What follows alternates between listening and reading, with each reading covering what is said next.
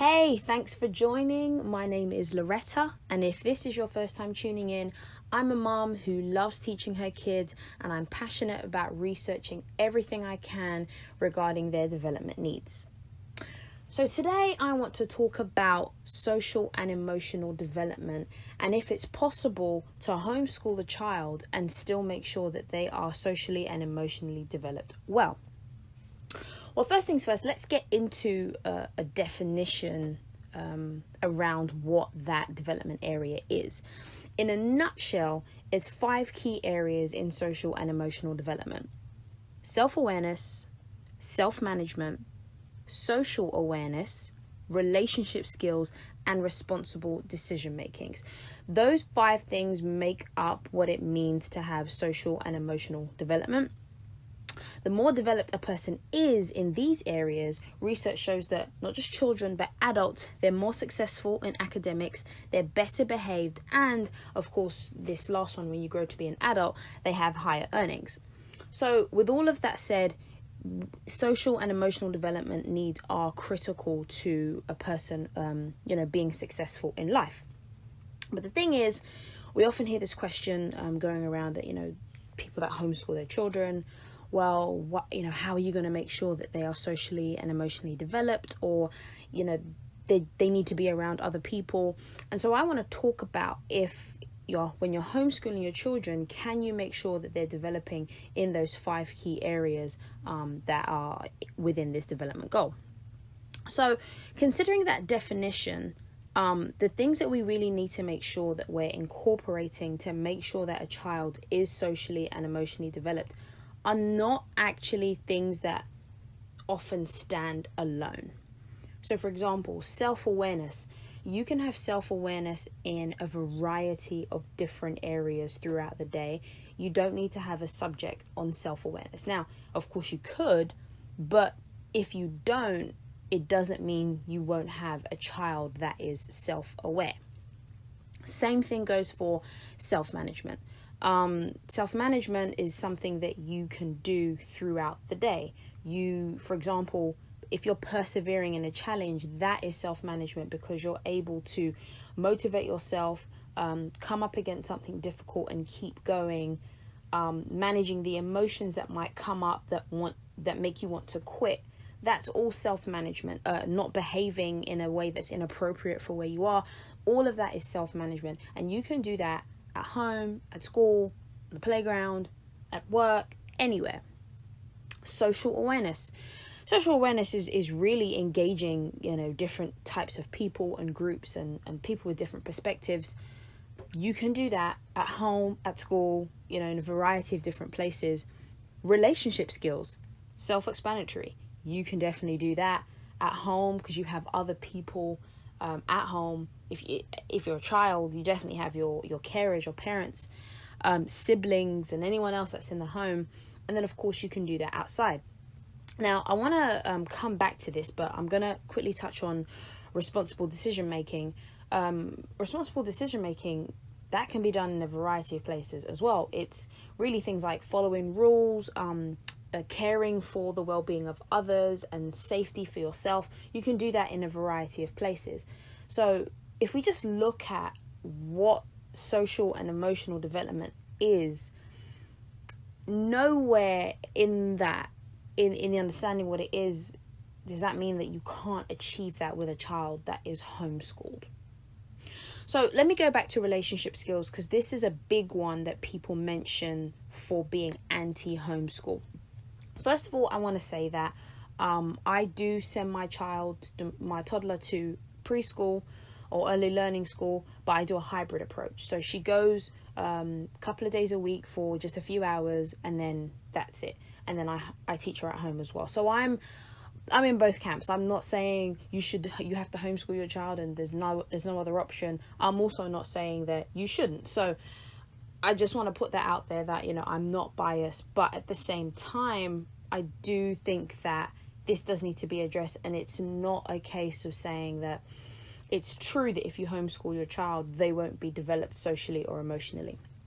So going back to relationship skills Because a lot of people cite this as, no, if your child stays at home, how are they going to have other friends? They need to see people other than their own parents or their own siblings.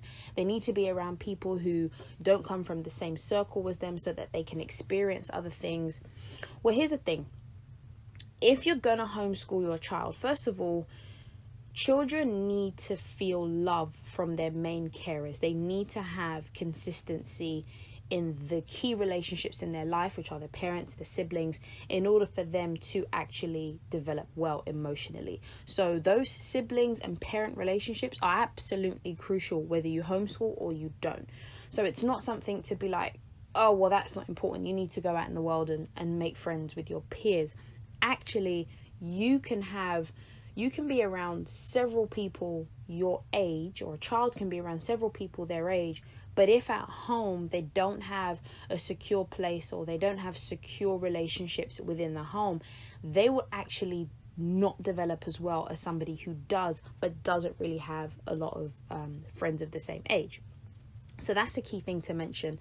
So if they have that base at home where they have loving relationships, even if they don't have siblings, even if it's just the parents, that creates a firm foundation, because when children feel loved in their home where they are most of the time, they feel that they are lovable. And that's a key thing. When you don't feel like you're lovable, when you don't feel like you're valuable, you struggle to actually go out and form healthy relationships with other people, because you've already got this thought in your mind that you're not someone that can be loved. Now, a child can't articulate that, but research does show that when you don't get that love from home, you do struggle to find it or to form healthy relationships outside. So relationship skills, actually, the foundation of that is the home. Now, does that mean that relationships with peers outside of the home are not important? Absolutely not.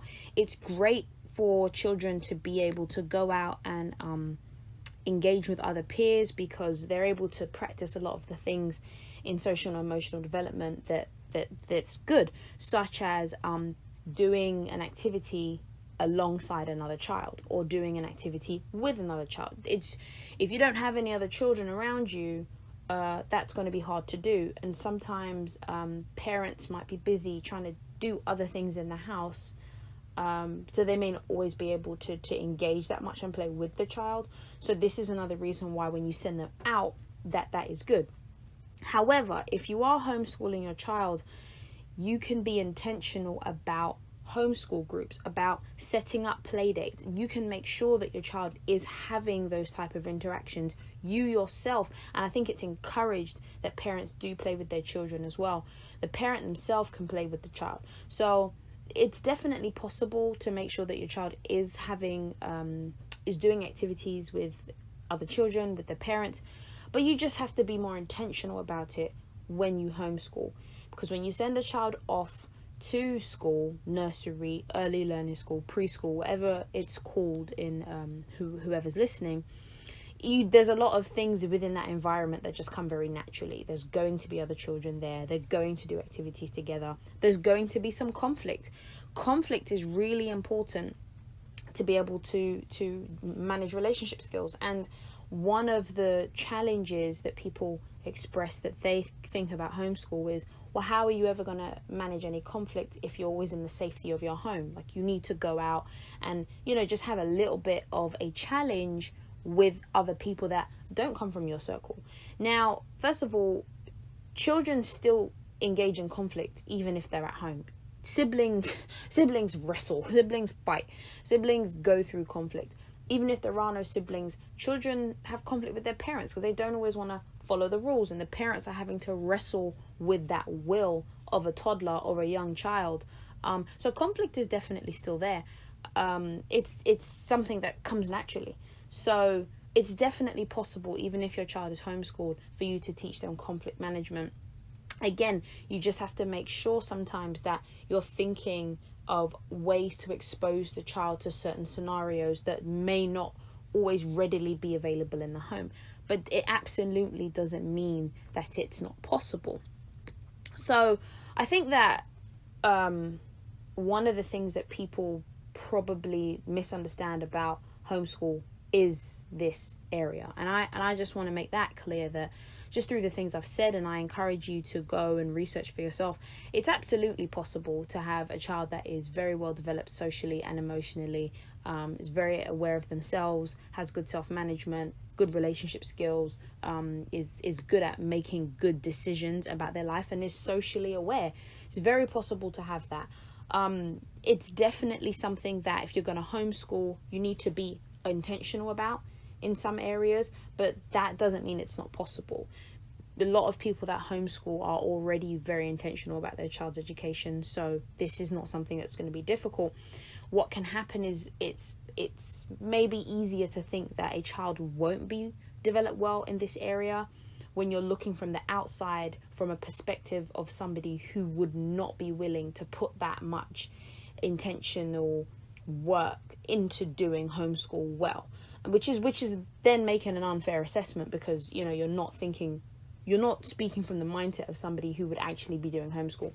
So yeah, I wanted to kind of burst that myth, because if someone out there wants to do homeschool, I don't want you to be discouraged because you think your child won't be socially and emotionally developed. They definitely can be. You just have to make sure that you're creating opportunities and encouraging the child to develop in certain areas. So I guess I can also give some ideas for the different areas in this in this topic that you can make sure that your child is engaging in. So for self-awareness, things like making sure the child is, and again, this is for 2 to 3 year olds. So a lot of it of what I've said is going to be relevant outside of that age, but the examples I'm going to give right now are based really on 2 to 3 year olds.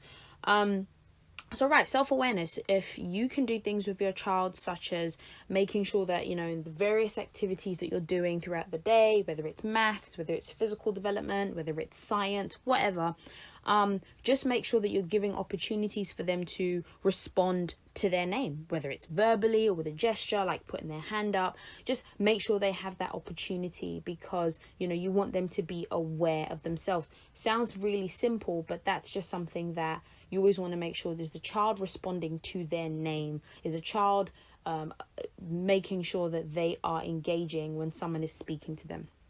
Another thing you can do is have pictures around the house, or just show the child pictures. Let them identify themselves in pictures. So with self-awareness, you really want to make sure that a child is, and it's really just in the word, aware of themselves. So can they pick themselves out of pictures? So one thing you could do is get a family album, make a collage of them and a bunch of different other people. Can they pick themselves out? Another thing is them identifying their belongings. So you've been dressing this child, they've been using certain things for quite some time. By the age of 2 to 3, at this point, they should have an understanding of what belongs to them. So what you can do is have a load of stuff and just say, hey, go get me your shoes. So there's a bunch of shoes there and only one of them is theirs. Can they pick out their shoes? You can have a collage and say which one is yours. And so just, are they aware of their own things? Another thing is, and this is quite important. You want, as parents, it's so easy for us, because we know our children, it's so easy for us to just guess what our kids want and what they need. But what you want to do is get them expressing what they want, what they need, by asking or giving them choices. So they want the red cup, but offer them the yellow one. Are they gonna point to the red one? Are they gonna say, I want the red one? Just getting them to express their desires, their wants. That's really important. Also just giving them an opportunity to say that no, they don't want that. Even though you are offering them, I don't know, a cookie, maybe they want the fruit. I don't know when that's going to happen, but yeah, just letting them be able to say, oh no, I don't want that, or I'll have this one rather than that one, but just expressing it in some way, shape or form. It's them being aware of their choices, of their feelings, which is really important. Self-management. Really, with self-management, it's just about them, again, it's in the word, managing themselves. Children have an array of emotions, but it's really important that we teach them that those emotions do need to be controlled. There are some things that are more fitting for some environments. So really just putting them in situations or environments where they can start to understand that, when I'm outside the home, for example, I can't do this. When I'm inside the home, that's when I can do that. So just, helping them understand different behaviors are for different places. And that means taking them to the grocery store. That means taking them to somewhere that you need to be quiet. That means taking them so that they can get an understanding of the fact that they need to manage themselves in different areas. And you won't actually give them that opportunity until you risk it. And sometimes it will be terrible and you have to leave, but just giving them that opportunity of understanding, that we use our quiet voices inside. Okay, in the playground you can run and you can scream, but when we go to church, we don't do that.